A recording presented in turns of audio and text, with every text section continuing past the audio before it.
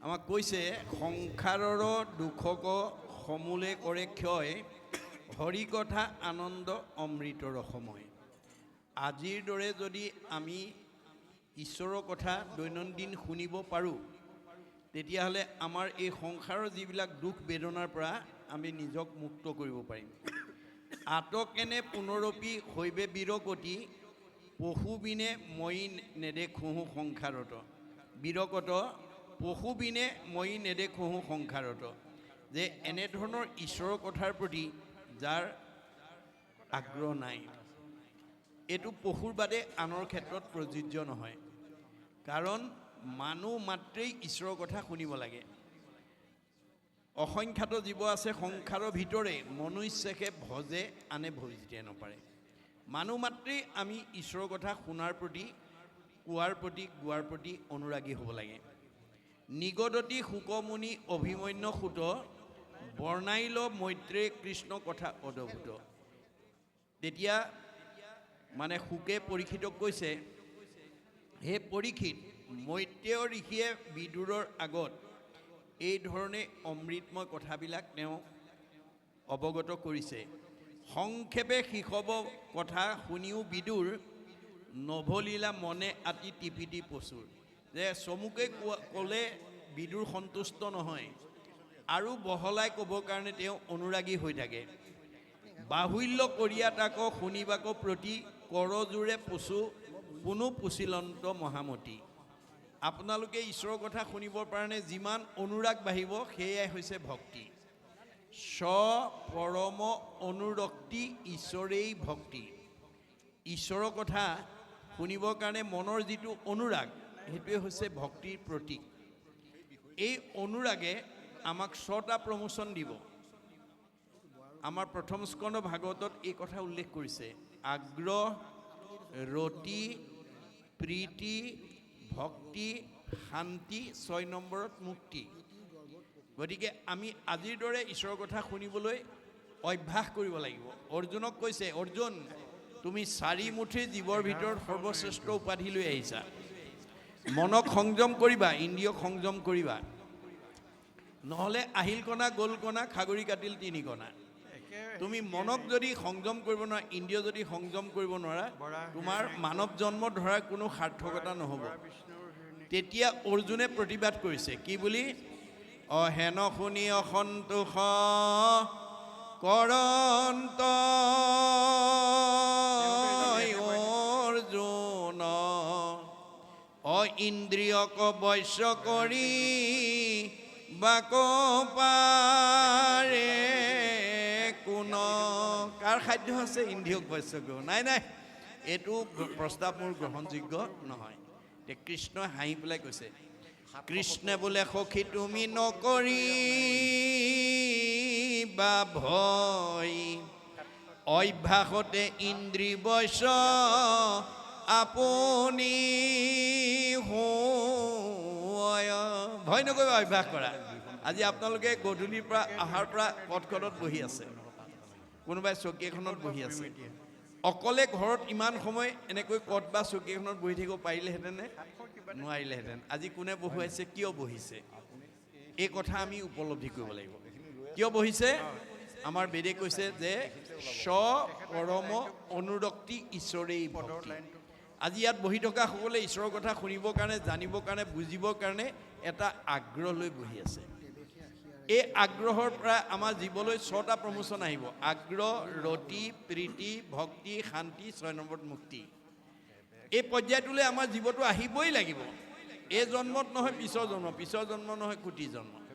যেতিয়ালৈকে সাধুৰ সংগত আহি ঈশ্বৰৰ কথা শুনি আমাৰ জীৱটো শুদ্ধ নহ'ব তেতিয়ালৈকে অহা যোৱা কৰিয়ে থাকিব লাগিব। গতিকে এইটো আমাক কি কৰে? আগ্ৰহেৰে আনি দিয়ে। সেইকাৰণে কৈছে যে বৰ্ণাইল মৈত্ৰেয় কথা কৃষ্ণ পশুবিনে নিগদতি শুকমুনি অভিমন্য সুত বৰ্ণাইল মৈত্ৰেয় কৃষ্ণ কথা অদ্ভুত। সংক্ষেপে শিশৱ কথা শুনিয়া বিদুৰ নলভিলা মনে অতি টিপিটি প্ৰচুৰ। চমুকে ক'লে তেওঁ সন্তুষ্ট নহয়, বহলাই ক'বৰ কাৰণে আহ্বান জনাইছে। বাহুল্য কৰিয়া তাকক শুনিবেক প্ৰতি কৰজোৰে পুনু পুছিল অন্ত মহামতি। আৰু অলপ বহলাই কোৱা বুলি বিদুৰে মৈত্ৰেয়ক আহ্বান জনাইছে। বিদুৰ বদতি শুনি উপমুনি বৰ, ভূমিক আসন্তে তুলি বৰাহ ঈশ্বৰ। পৃথিৱীখন প্ৰলয় জলত যেতিয়া বৰাহে আনিলে, আদি দৈত্য হিৰণ্যকক পৰিলন্ত হত, ই কথা শুনিলোঁ মই তোমাৰো মুখত। যে আদি দৈত্য হিৰণ্যাক্ষক তেওঁ এই মানে পৃথিৱী উদ্ধাৰ কৰি আনোতে বধ কৰিলে। দন্তে অগ্ৰে পৃথিৱী আনন্ত মহেশ্বৰ, দৈত্যৰাজ সমে কিয় মিলিল সমৰ। তেওঁ প্ৰলয় জলৰ পৰা পৃথিৱীখন উঠাই আনোতে সেই হিৰণ্যাক্ষক বীৰৰ লগত কিয় তেওঁৰ যুদ্ধ কৰিব লগা হ'ল, এই কথাটো মই জানিব বিচাৰোঁ। ইটো কথা শুনিবাকো মনে ইচ্ছা যায়, যদি অনুগ্ৰহ থাকে কহিও বুজায়। যে হিৰণ্যাক্ষৰ লগত বৰাৰূপী ভগৱন্তৰ কিয় কাজিয়া কৰিব বা যুদ্ধ কৰিব লগা হ'ল, এই কথাটো মই জানিবৰ কাৰণে মই আগ্ৰহ কৰোঁ।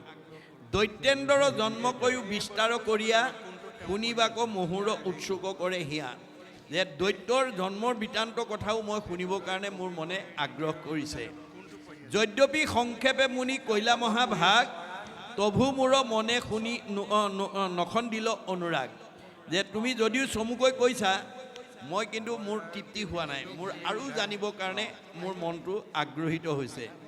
এতেকে বাহুল্য কৰি কৈও মোৰ বাপ, হৰি কথা শুনিয়া এৰায়া থাকোঁ তাপ। এতিয়া ভগৱানৰ কথা আপুনি যিমান বহলকৈ শুনি থাকিব, বহলাই শুনি থাকিব, সিমানেই আমি তিনিটা তাপৰ পৰা নিজক মুক্ত কৰিব পাৰিম। এতিয়া আমি ইয়াত বহি থকা সকলো ভগৱন্তৰ তিনিটা তাপত এটা নহয় এটা তাপত আমি ভুক্তভোগী হৈ আছোঁ। ভগৱন্তৰ তিনিটা তাপত আমাক জীৱবিলাক তাপগ্ৰস্ত কৰি ৰাখে। কি কি তাপ? আদি ভৌতিক, আদি দৈবিক, আধ্যাত্মিক তাপ। এই তিনিটা তাপত আমি কম বেছি পৰিমাণে ভুক্তভোগী হৈ আছোঁ। আমি কৰ্মদোষত এইকেইটা তাপত আমি ভুক্তভোগী হ'ব লাগে। এতিয়া আদি ভৌতিক তাপটোৱে আমাক কেনেকৈ প্ৰতিক্ৰিয়া কৰে দেহ জগতখনত, মনৰ জগতখনত, আমাক বেদত উল্লেখ আছে। মৃগ পক্ষী মনুষ্য দৈ, সৰীসৃপা দৈশ্য ৰাক্ষসে, নিৰ্ণং জন্যতে আদি ভৌতিক। মৃগ পক্ষী সৰীসৃপ প্ৰাণী, সাপ বেং কোম যেনেকুৱা বিছা ভূত প্ৰেত পিশাচ মানুহ। অৰ্থাৎ ভগৱন্তৰ সৃষ্টিৰ পঞ্চভৌতিক প্ৰাণীৰ দ্বাৰা আমাৰ এই পঞ্চভৌতিক দেহলৈ যিবোৰ দুখ নামি আহে, সেইবিলাকক কৈছে আদি ভৌতিক তাপ। কেতিয়াবা কাৰোবাক কুকুৰে কামোৰে, কাৰোবাক কেতিয়াবা মেকুৰীয়ে আঁচোৰে, কাৰোবাক কেতিয়াবা বিচাই ডাকে, কাৰোবাক কেতিয়াবা কুমজেলেকুৱাই কামোৰে, কাৰোবাক কেতিয়াবা সৰ্পই দংশন কৰে, কাৰোবাক আকৌ কেতিয়াবা মানুহেই মানুহক মাৰি আঘাত কৰে, ইত্যাদি ইত্যাদি। অৰ্থাৎ ভগৱন্তৰ সৃষ্টিৰ পঞ্চভৌতিক প্ৰাণীৰ দ্বাৰা আমাৰ এই পঞ্চভৌতিক দেহলৈ যিবোৰ দুখ নামি আহে, সেই দুখবিলাকক কৈছে আদি ভৌতিক তাপ। আদি দৈবিক তাপটো কেনেকৈ আহে? কোনেও নভবাকৈ হঠাতে আমাৰ জীৱনলৈ যিটো দুখ নামি আহে, সেই দুখটোক কৈছে আদি দৈবিক তাপ। ই কেনেকৈ আহে? আমাৰ শাস্ত্ৰত উল্লেখ আছে। শীত উষ্ণ বাতবশম্ভু বিদ্যুতাদি সমুদ্ৰম, তাপ দ্বিজবৰ নিৰ্ণং জন্যতে আদি দৈবিক। অতিপাত ঠাণ্ডা, অতিপাত গৰম, বতাহ ধুমুহা, বিজুলী ঢেৰেকণি, বানপানী, ভূমিকম্প, সমুদ্ৰ আকস্মিক দুৰ্ঘটনা, বজ্ৰপাত ইত্যাদিৰ দ্বাৰা। এতিয়া আমাৰ অতি কম সময়তে আমাৰ হিয়াৰ আমঠু জুবিন গাৰ্গ গৈ সমুদ্ৰত প্ৰাণ এৰি থৈ আহিব লগা হ'ল। এইটো নভবাকৈ হৈ গৈছে। যি প্ৰকাৰেই নহওক তেওঁ সমুদ্ৰত গৈ প্ৰাণ এৰিছে। এইটো হৈছে আদি দৈবিক তাপ। আধ্যাত্মিক তাপক দুটা ভাগত বিভক্ত কৰি দেখুৱাইছে, শাৰীৰিক আৰু মানসিক। আপোনালোকৰ কাৰোবাৰ শৰীৰত যদি অৰ্শ, গুল্ম, পিত্ৰ, কেঁচুমূৰীয়া, মূৰৰ বিষ, পেটৰ বিষ, দাঁতৰ বিষ, কঁকাল বিষ, ভৰি বিষ, কাৰ কি আছে আৰু কাৰোবাৰ শৰীৰত যদি বেমাৰ আছে, তেওঁ যিমান ঐশ্বৰ্য বিভূতি ধন টকা পইচা মাজতে নাথাকক কিম্বা তেওঁ মনটো কেতিয়াও শান্তিত নাথাকে। শৰীৰত বেমাৰী থকা মানুহ কেতিয়াও সুখী হ'ব নোৱাৰে। এইটো আধ্যাত্মিকৰ শাৰীৰিক তাপ। মানসিক তাপটো 6 প্ৰকাৰে আহে। ক্ষুধা, তৃষ্ণা, জৰা, মৃত্যু, শোক, মোহ। ভোকত এমুঠি খাব নাপালে শৰীৰে কষ্ট পাব, পিয়াহত এগিলাচ পানী খাব নাপালে কষ্ট পাব।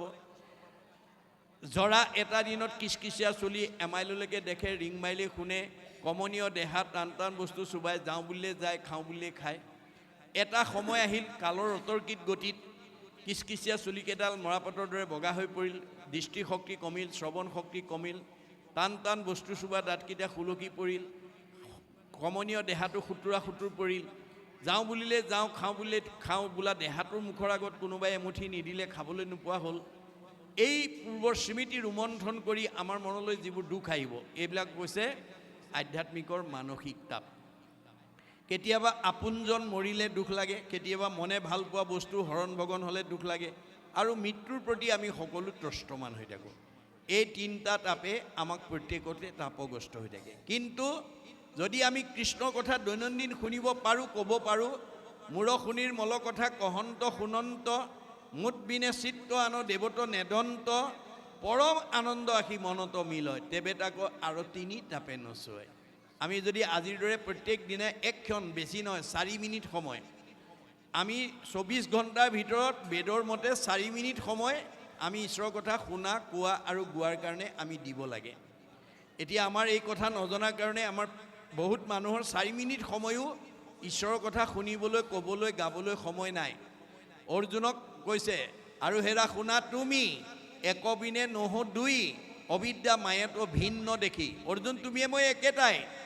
মায়াত থকাৰ কাৰণে মানুহে আমাক দুটা দুটা বুলি ভাবে। মূৰ অংশ জীৱ তুমি, মই আত্মা অন্তৰ্যামী, এহি হেতু তুমি মই সখী। তুমি মোৰ অংশ জীৱ অৰ্জুন, সেইকাৰণে তুমি মোৰ সখী। যে অৰ্জুনৰ লগত যদি সখী, আমাৰ লগত সখী হয়নে নহয়? আমি তেওঁৰে অংশ জীৱ হয়নে নহয়? হয়। সেইকাৰণে অৰ্জুনক বেছ কৰি আমাক কৈ আছে, সাৰথীৰ কহোঁ ভেদ, লোৱাতাৰ পৰিছেদ, আনে নজানয় মহামতী। যিগোটা যে মহাৰথী, ৰথেশ্বৰী কৰাগতি, ৰথ কোনো চলাৱে সাৰথী। তুমি যিখন ৰথত উঠি মহাৰথী হিচাপে যুদ্ধত অৱতীৰ্ণ হৈছা, কৰ্মত অগ্ৰগতি হৈছা, সেই ৰথখন কিন্তু মই পৰিচালনা কৰি আছোঁ, সৰ্বতো সময়তে মনত ৰাখিবা। অৰ্জুনক সতৰ্ক কৰি দিছে। অৰ্জুনৰ ৰথখন যদি ভগৱানে পৰিচালনা কৰিছে, আমাৰ ৰথখন কোনে পৰিচালনা কৰিছে? আমাৰ ৰথখনৰ নাম কি? দেহ ৰথ, ঘোঁৰা মন, ইন্দ্ৰী প্ৰাণ সেনাগণ, বিষয় অৰণ্য ভৈলতাৰ। এতিয়া আমাৰ বহুত মানুহ যিজন আমাৰ হৃদয়ত থকাৰ কাৰণে আমি চকুৰে দেখিছোঁ, কাণেৰে শুনিছোঁ, মুখেৰে খাইছোঁ, হাতেৰে কৰিছোঁ, ভৰিৰে গৈছোঁ, অৰ্থাৎ আমি জীয়া মানুহ হৈ আছোঁ। সেইজনৰ কথা শুনিবলৈ, সেইজনৰ কথা ভাবিবলৈ, সেইজনৰ কৰ্ম কৰিবলৈ, সেইজনৰ ঠাইলৈ যাবলৈকে আমাৰ আজি বহুতৰ সময় নাই। গতিকে তেওঁৰ ৰথখন ভালকৈ নচলিব দেই। অৰ্থাৎ দেহ ৰথখনত ঘূণে ধৰিব। অৰ্শ গুল্ম পিত্ৰ কেঁচুমীয়া, মূৰৰ বিষ, পেটৰ বিষ, দাঁতৰ বিষ, কঁকাল বিষ, কাৰ কি আছে আৰু? আপোনাৰ শৰীৰত যদি কিবা বেমাৰে আক্ৰমণ কৰিছে, তাৰ বাবে মনক দায়ী কৰিছে ভাগৱতে। মনে পাপ কৰে যায় লাগয় জীৱত, সিকাৰণে জীৱে দুখ ভুঞ্জে সংসাৰত। আজি এই কথাটো নজনাৰ কাৰণে আমাৰ উঠি অহা বহুত প্ৰজন্মই নাখাবলগীয়া খাইছে, নকৰিবলগীয়া কাম কৰিছে, নাযাবলগীয়া ঠাইলৈকে গৈছে, যাৰ কাৰণে ভগৱন্তই দিয়া 100 বছৰ ভোগ কৰিবলৈ নোপোৱাকৈ আমাৰ মাজৰ পৰা বিদায় লৈছে। আমাক ভগৱানে চবকে 100 বছৰ দি পঠিয়াইছে। মনুষ্যৰ আয়ুসত বৰিষ সংখ্যাত, মানুহ মাত্ৰেই চবকে 100 বছৰ দিছে। তৎসত্বেও আমাৰ বহুতে আমাৰ মাজৰ পৰা 100 বছৰ ভোগ কৰিবলৈ নোপোৱাকৈ বিদায় লৈছে। কিয়? আমাৰ ভাগৱতত বান্ধি দিয়া নিয়মবিলাক নমনাৰ কাৰণে। আমাৰ ভাগৱতত 8 প্ৰকাৰ নিয়মৰ কথা কৈছে দেই, সদাচাৰ বুলি কয়। 8 প্ৰকাৰ সদাচাৰ আমি জানিব লাগিব। কি কি সদাচাৰ? কায়ৰ সদাচাৰ, বাক্যৰ সদাচাৰ, মনৰ সদাচাৰ, গমন সদাচাৰ, শৌচ সদাচাৰ, অন্ন সদাচাৰ, স্নান সদাচাৰ, শয়ন সদাচাৰ। এই 8 প্ৰকাৰ সদাচাৰ যদি আপুনি নিজেও মানে, ল'ৰা ছোৱালীক, ঘৰৰ পৰিয়ালক যদি মনাব পাৰে, আপোনালোকৰ ঘৰখনত বেমাৰ আজাৰ নহয়, আৰু 100 বছৰৰ আগতে কোনো বিদায় ল'ব লগা নহয়। কাৰণ মহাপুৰুষ শংকৰদেৱৰ দিনত কেইবাজনো আটা পুৰুষে শংকৰ মাধৱৰ পৰাই ভাগৱতৰ ব্যাখ্যা শুনিছিল।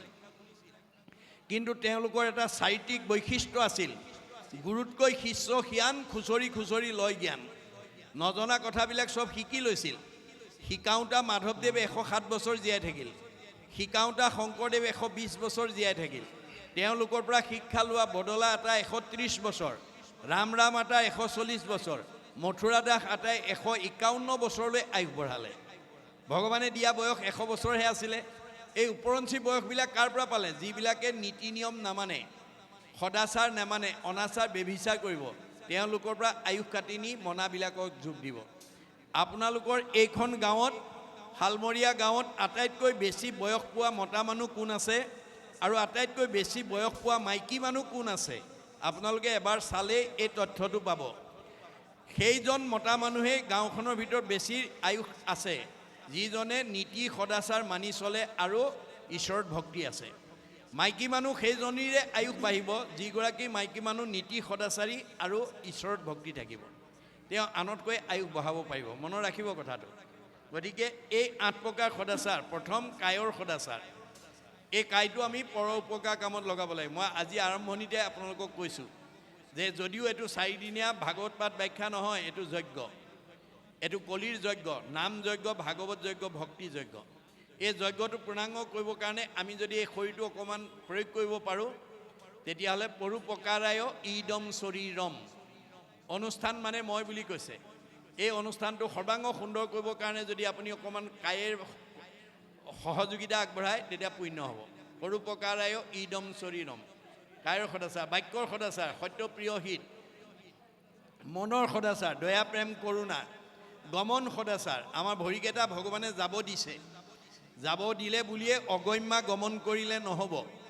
আমি কলৈ যাব নালাগিব, আমাৰ নিয়ম বান্ধি থৈছে। কোনো সংঘ অনাসংঘ বামুণীয়া কীৰ্তনীয়া সত্ৰ সমাজৰ কাৰণে নহয়। শংকৰদেৱৰ ধৰ্ম আদৰ্শটো বিশ্ব মানৱৰ কাৰণে। শংকৰদেৱে ভাগৱতৰ মাজেদি বিশ্ববাসীক আহ্বান জনাইছে। কি বুলি কৈছে? উবা নৰলোক হৰি ভজিউক ধৰা ইটো উপদেশ, এৰা আলজাল জীৱা কতকাল জৰা ভৈল পৰৱেশ। এইটো উবা অসমৰ মানুহ, ভাৰতৰ মানুহ, সংঘৰ অনাসংঘৰ বুলি শংকৰদেৱ যদিও অসম মাটিৰ বুকুত আৱিৰ্ভাৱ হৈছিল, অসমৰ বা ভাৰতৰ মানুহক বা সংঘ অনাসংঘক কোৱা নাছিল, বিশ্বৰ মানৱক উদ্দেশ্যি কৈছিল।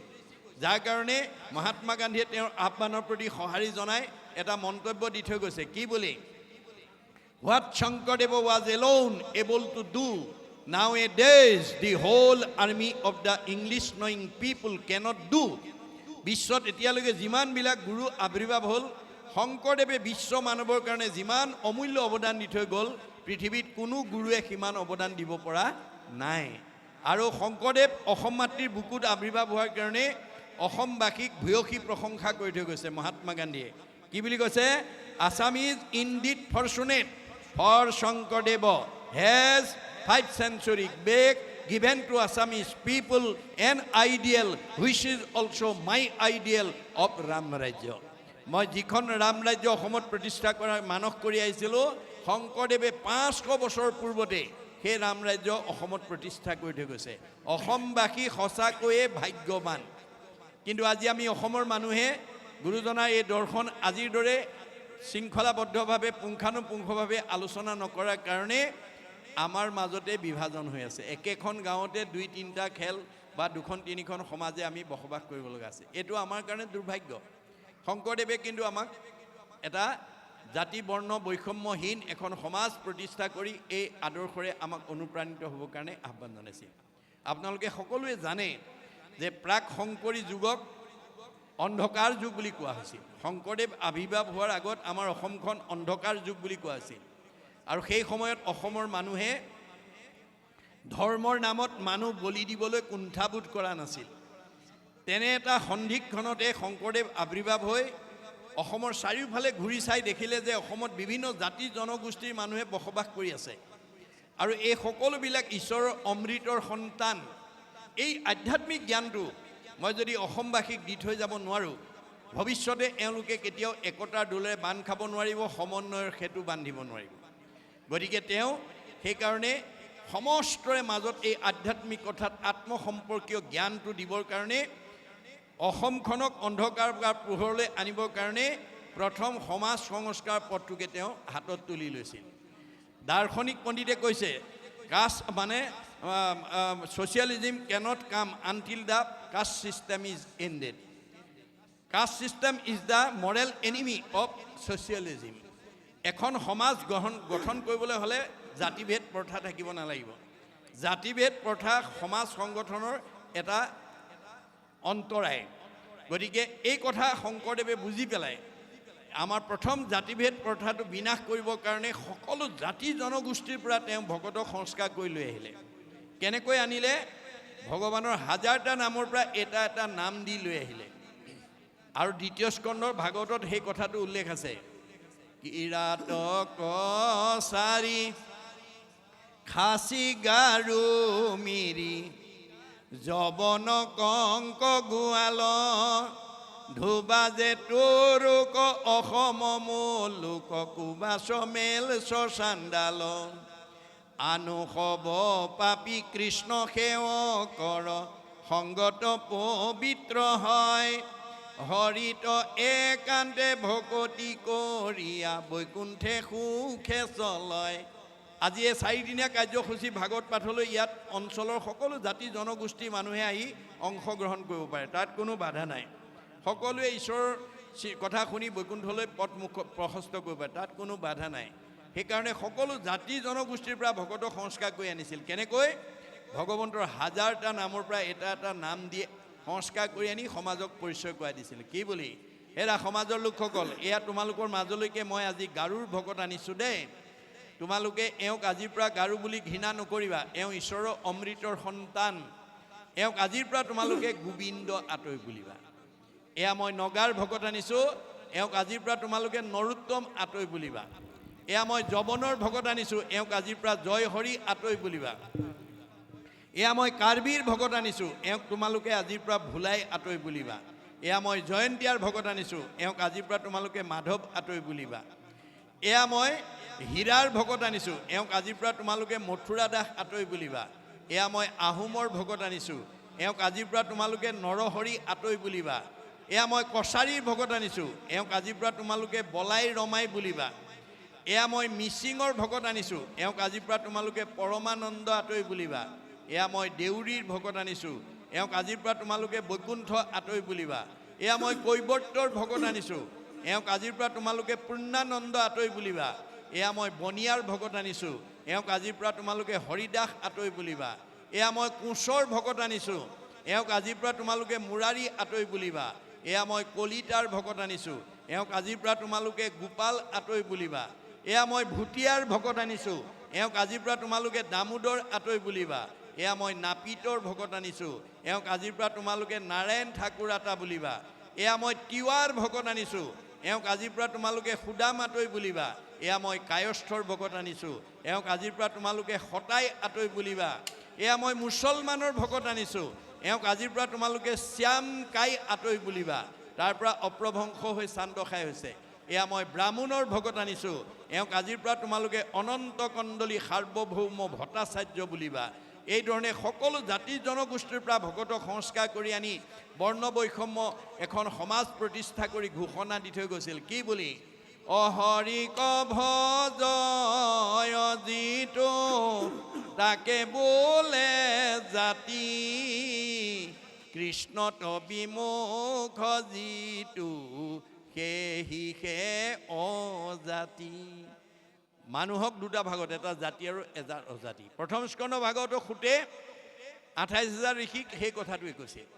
28,000 বেদজ্ঞ শাস্ত্ৰজ্ঞ ঋষি সৌনকে প্ৰমুখ্য কৰি কৃষ্ণ বৈকুণ্ঠ প্ৰায়ণ হোৱাৰ লগে লগে পৃথিৱীলৈ কলি আহিল বুলি যেতিয়া তেওঁলোকে ত্ৰেতা যুগৰ যজ্ঞ আৰম্ভ কৰিলে, এদিন দুদিন নহয়, হাজাৰ হাজাৰ বছৰ যজ্ঞ কৰি যজ্ঞৰ ধোঁৱাৰে গা ধোঁৱাবৰণীয়া হৈ গ'ল, কিন্তু ফল নাপালে। অৱশেষত উপায়ন্তৰ হৈ সেই সময়লৈকে নিজ জাতি বুলি সমাজত বহিবলৈ নিদি বহুত যোজন পিছত বহিবলৈ দিয়া সুতক আমন্ত্ৰণ কৰি আনি গুৰু আসনত বহুৱাই তেওঁ আহ্বান জনালে। সৌনক বদতি শুনা সুত মহামানী পৰম পাতকী কলি পাইলে হেন জানি আৰম্ভিলো যজ্ঞ আশী সহস্ৰ বছৰ হোম ধূৰ্মে ধূৰ্ম বৈন্য ভৈলে কলেবৰ। যে আমি কলি আহিল বুলি ভাবি যজ্ঞ কৰি যজ্ঞৰ দুৱাৰে গা ধোঁৱাবৰণীয়া হৈ গ'ল, কিন্তু ফল নাপালোঁ। যিটো কৰ্ম কৰোৱাটো নাহিকে বিশ্বাস আপোনাৰো আয়ুকো কৰিলোঁ ব্যৰ্থে নাশ। আমাৰ আয়ুষে নষ্ট হ'ল।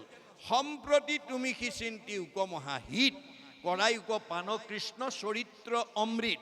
এতিয়া তুমি কৃষ্ণৰ অমৃতময় কথা শুনাই আমাক উদ্ধাৰ নকৰিলে আৰু গত্যন্তৰ নাই। এই আহ্বান শুনি সুতে কি বুলি মন্তব্য কৰিছিল? অকিনো মহাভাগে তোমাষাৰ আগে কহিবু কৃষ্ণৰ লীলা মাধৱৰ কথা সম্যকে পুছিলা অমুক জীৱদান দিলা। সেই সৌনক প্ৰমুখ্যে 28,000 ঋষি তোমালোকে আজি মোক কৃষ্ণ কথা ক'বলৈ কৈ মোক জীয়া মানুহ কৰি তুলিলা। মই এই মুহূৰ্তলৈকে মৰা মানুহ হৈ আছিলোঁ। কৃষ্ণৰ কথাটো মোৰ মহালাভ আছে। কৃষ্ণৰ কীৰ্তনে জাতি অজাতি নাম আছে, দুটা ভাগ হে নাই, এটা জাতি আৰু এটা অজাতি। মাধৱদেৱে কৈছে আৰু চৈতন্যপন্থীয়ে কৈছে মুচিও শুচি হয় যদি হৰিক ভজে আৰু শুচিও মুচি হয় যদি হৰিক তেজে। মাধৱদেৱে কৈছে ৰাম বুলি তৰে মহা মহা অন্ত জাতি যিটো নাম নলয়ে হীনতো হীন আতি। এয়া শাস্ত্ৰৰ দৰ্শন। গতিকে এই কথাবিলাক যাতে আমি সমাজত আমি প্ৰচাৰ কৰি আমি যাতে এটা জাতি হিচাপে বাস কৰিব পাৰোঁ, কাৰণ ঈশ্বৰৰ ভক্তিপৰায়ণ যাতে আমি হওঁ তাৰ কাৰণে আমি গুৰুত্ব দিব লাগিব আৰু তেতিয়া আমাৰ জীৱই মুক্তি লাভ কৰিব। এই তথ্য আমাক দিছে। তাৰপিছত কৈছে যে তুমি হেন বৈষ্ণৱত কৈব কৃষ্ণ কথা মুত আত পৰে আন নাহিকে সৰ্বথা। তুমি যেতিয়া কৃষ্ণ কথা জানিবলৈ ইচ্ছা কৰিছা মই কমেই। আপোনালোকে মনত ৰাখিব এজনেই পৃথিৱীত গুৰু আৱিৰ্ভাৱ হৈছে যিজনে সাম্যবাদ প্ৰতিষ্ঠা কৰিছে। স্ত্ৰী শুদ্ধে কৰে যদি আমাতো ভকতি তাহাক দিবা জ্ঞান মহামতি। মাইকী মানুহেও যদি মোৰ কথা শুনিবলৈ আগ্ৰহ কৰে তুমি মুক্ত মনে ক'বা। কিন্তু মতা মানুহ হয় কিন্তু অভিমান অহংকাৰ নুশুনে। সঠত দাম্ভিকত নকহিবা ইটো তত্ত্ব সদা উপদেশ দিবা বৈষ্ণৱ জনত। গুৰুজনৰ আদৰ্শ মতে দেহৰহে মতা মাইকী আছে, আত্মাৰ নাই। আত্মাটো মাইকী মানুহৰ দেহতে থাকক বা মতা মানুহৰ দেহত, আত্মাৰ দুটা ভাগ আছে, এটা সংস্কাৰী এটা অসংস্কাৰী, এটা পুণ্যৱন্ত এটা পাপৱন্ত। এতিয়া আপোনাৰ দেহত থকা জীৱটো পাপাত্মা নে পুণ্যাত্মা আপুনি নিজেই পৰীক্ষা কৰিব লাগিব। দ্বাদশ স্কন্ধ ভাগৱতত মাত্ৰ পদ্ধতিটো দিছে কি বুলি, অজিন পাতকী আত নাপাতিব কাণ পাপীৰ পুণ্যৰ দেখা প্ৰত্যক্ষ প্ৰমাণ। আপোনাৰ আত্মাটো পুণ্যাত্মা নে পাপ আত্মা আপুনি নিজেই প্ৰমাণ কৰক। যদি ঈশ্বৰৰ কথা শুনি ভাল লাগিছে আগ্ৰহ বাঢ়ি গৈছে আপুনি পুণ্যাত্মা। যদি কৃষ্ণ কথা শুনি আমনি পাইছে অশান্তি পাইছে পাপ আত্মা। বছ সিমানেই আৰু বেছি জানিব নালাগে দেই। দুটা ভাগত বিভক্ত কৰি দেখুৱাইছে। গতিকে এতিয়া কৈছে তুমি হেন বৈষ্ণৱত কৈব কৃষ্ণ কথা মূৰ আত পৰে আন নাহিকে। তোমাৰ নিচিনা বৈষ্ণৱক মই কৃষ্ণ কথা কোৱাটো মোৰ দায়িত্ব। মনুষ্যৰ মৃত্যু পাশ ছেদে হৰি যশে দেখাও আত পূৰ্ব সাক্ষী শুনিও সুৰসে। যে ভগৱন্তৰ মৃত্যুৰ পাশৰ পৰাও ভক্তিয়ে আমাক উদ্ধাৰ কৰিব পাৰে। উত্তান পাদৰ পুত্ৰ ধ্ৰুৱ মহাশয়। উত্তান পাদৰ পুতেকৰ নাম ধ্ৰুৱ। সুৰুচি মাতৃয়ে বোলে ভেদিলা হৃদয়। মাহীমাক সুৰুচিয়ে তেওঁ অন্তৰত আঘাত পোৱাকৈ কথা ক'লে। বালক কালত পিতৃ মাতৃ পৰি হৰি বনক চলিলা মনে মহা ক্ৰোধ কৰি। মাহীমাকৰ কথাত আঘাত পাই মাক বাপেকক এৰি তেওঁ বনলৈ গুচি গৈছিল। পাছে পথে দয়ালু নাৰদে লাগ পাই গোবিন্দৰ কথা ছয় কহিলা বুজাই। নাৰদে লগ পাই তেওঁক ঈশ্বৰৰ কথা ক'লে। সেই কথা ধৰিয়া অল্পতে মহামানী সাক্ষাতে পাইলন্ত লাগ প্ৰভু চক্ৰপাণী। যে নাৰদৰ সান্নিধ্যত তেওঁ ভক্তি জ্ঞান পাই ঈশ্বৰক সাক্ষাৎ হ'বলৈ সক্ষম হ'ল। আজিও আমি এনেকৈ সাধুৰ সংগ পালে মানে আমাৰ জীৱ সংস্কাৰ হ'ব। দৈৱবশে যদি সাধুৰ সংগ পায় নিশ্চে জানা তাহাৰ স্বভাৱ দূৰ হয়। আপোনালোকে নিজৰ পৰিয়ালত আপোনালোকে জানিব কোন বেয়া কোন ভাল। কিন্তু আপুনি বেয়াটো জানি পেলাই সিমানতে সীমাবদ্ধ কৰিলে নহ'ব, তাক ভাল কৰিব পৰাটো আমাৰ শাস্ত্ৰৰ মত। আমি বেয়া শাহুগৰাকীও ভাল হৈ যাব, বেয়া বোৱাৰীজনীও ভাল হ'ব যদি আমি সাধুৰ সংগ দিব পাৰোঁ। গতিকে এনেকুৱা ধৰণৰ পৰিৱেশ আনি আপোনালোকে ঘৰত আনি শুনাব লাগিব। শুনিলে মানে কথা শুনিলেহে গুচে মনৰ সংশয়। কৃষ্ণৰ সেৱাত ৰতি তেৱে সেৱাৰ হয়। তেতিয়া আমাৰ অনুৰাগটো বাঢ়ি যাব। আমাৰ বেয়া জীৱটো ভাল কৰাটো আচল দায়িত্ব, তেতিয়া আপোনাৰ পুণ্য হ'ব। গতিকে আপুনি সদায় বেয়াটোক কেনেকৈ ভাল কৰিব পাৰোঁ তাৰ প্ৰতি আপুনি গুৰুত্ব দিব লাগিব। আৰু সেই পৰিৱৰ্তনটো কোনে আনিব? আজিৰ দৰে পৰিৱেশে দৈব্যবশে যদি সাধুৰ সংগ পায়। সেইকাৰণে আমাৰ প্ৰত্যেকখন ঘৰতে ভকতৰ পদধূলি পৰিব লাগে। পাৰিলেতো সদায়, নোৱাৰিলে সপ্তাহত, নোৱাৰিলে মাহেকত, পষেকত, নোৱাৰিলে মাহেকত, নোৱাৰিলে 3 মাহত, নোৱাৰিলে 6 মাহত, নোৱাৰিলে বছৰেকত এবাৰ হ'লেও আপুনি ভকতৰ পদধূলি পেলাবই লাগিব। আপোনাৰ যিখন ঘৰত বছৰত এবাৰো পদধূলি নপৰে সেইখন সাপৰ গাত বুলি কৈছে। পৃথু প্ৰভুৱে কৈছে, যাহাৰ গৃহত নহি উপগত একান্ত হৰি ভকত, তাৰ গৃহ ছয় সৰ্পৰ আলয় মহন্তৰ ইটো মত। যিখন ঘৰত ভকতৰ পদধূলি নপৰে সি ধনে ধানে টকাই পইচাই গাড়ীয়ে মটৰে পকা ঘৰ দৰে নদন বদন হৈ থাকক, সুমংগলেই অমংগল জানা কৃষ্ণ বিনে। অমংগলেই সুমংগল কৃষ্ণৰ কীৰ্তনে। আপোনাৰ পাৰ্থিৱ ধন টকা পইচা গাড়ী মটৰে আপোনাৰ শৰীৰটো সুস্থ কৰি ৰাখিব নোৱাৰে, মনটো আনন্দত ৰাখিব নোৱাৰে, পৰিয়ালত মিলা প্ৰীতিয়ে ৰাখিব নোৱাৰে। বহুত ধন ধান থকা পৰিয়ালতো স্বামী স্ত্ৰীৰ মনোমালিন্য, শাহু বোৱাৰীৰ মাজত মলিন্য, ককাই ভাইৰ মাজত মনোমালিন্য, কাৰোবাৰ হয়তো ৰোগ ব্যাধিত ভুগি আছে। গতিকে আমি কি বুজিব লাগিব যে পাৰ্থিৱ ধন টকা পইচাই আমাক শৰীৰটো সুস্থ কৰি ৰাখিব নোৱাৰে, মনটো সুস্থ কৰি ৰাখিব নোৱাৰে, পৰিয়ালটোক আনন্দ দিব নোৱাৰে। গতিকে এইবিলাকক আমি গুৰুত্ব দিব নালাগে। আন যত সবে মিছা ভক্তিৰ অভাৱে। গতিকে আমি ভক্তিৰ পৰিৱেশটো এনেকৈ সামূহিক নামঘৰত, ব্যক্তিগত গৃহত আমি যাতে প্ৰৱৰ্তন কৰিব পাৰোঁ, তাৰ প্ৰতি আপোনালোকে গুৰুত্ব দিব লাগিব। ভকতৰ পদধূলি নপৰা ঘৰখন কেতিয়াও সুখৰ ঘৰ হ'ব নোৱাৰে, শান্তিৰ ঘৰ হ'ব নোৱাৰে। তাত অশান্তি থাকিবই, তাত অমংগল থাকিবই। এই কথা ভাগৱতে কৈ দিছে। গতিকে আমি সাধুৰ সান্নিধ্যই আমাৰ জীৱনলৈ আমূল পৰিৱৰ্তন আনে, পৰিৱৰ্তন লৈ আহে। এই কথাটো আমাক ক'লে, এইখিনিকে আমাক ক'লে। গতিকে সেইকাৰণে কৈছে, সেই কথা ধৰিয়া অল্পতে মহামানী, সাক্ষাতে পাইলন্ত লাগ প্ৰভু চক্ৰপাণী। ধ্ৰুৱই নাৰদক লগ পোৱাৰ লগে লগে, নাৰদৰ পৰা সৎবাণী শুনাৰ লগে লগে কৃষ্ণক পাবলৈ বাধ্য হ'ল। আমি যদি এনেকৈ পাওঁ, আমি পাম নে নেপাম?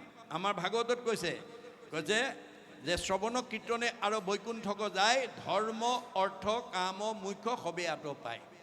ইয়াতেই আছে। কপিলে মাকক কৈছে, স্বৰ্গ নৰকক দুইকো ঐক্য দেখা আয়, কতো সুখে কতো দুখেতে প্ৰাণ যায়। আপুনি ৰাতিপুৱা শুই উঠাৰ পৰা গধূলা খোৱালৈকে যদি মনৰ বেদনাত আছে আপুনি নৰকবাসী, আপুনি সুখ আনন্দত আছে যদি স্বৰ্গবাসী, আৰু ন কুণ্ঠা, কোনো কুণ্ঠা নোহোৱাকৈ যদি আছে আপুনি বৈকুণ্ঠবাসী। মনত ৰাখিব কথাটো।